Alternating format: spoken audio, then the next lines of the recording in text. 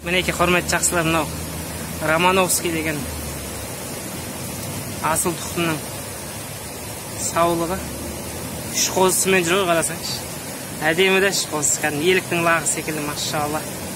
Иесіне Аллах берекесін берсін. Әдемі де қозысы.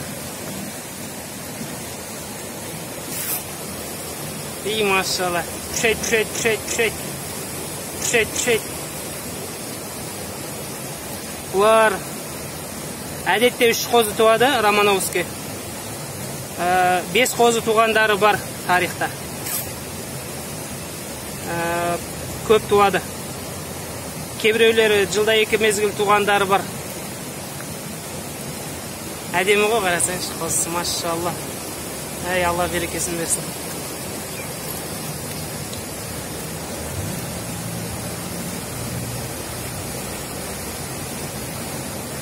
Püşet.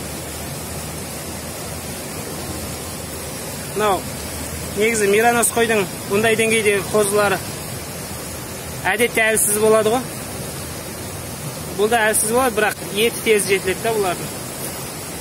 Романовский деген ақбас қасқалыс. Қара. Püşet. Құлағы тура еліктің лағы сияқты, құлақтар.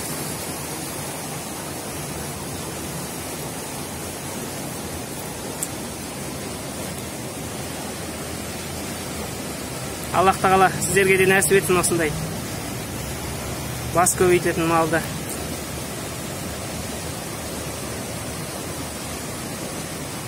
Жайылып жүр өздерінше.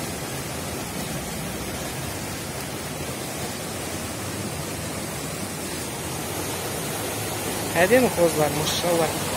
Püşet.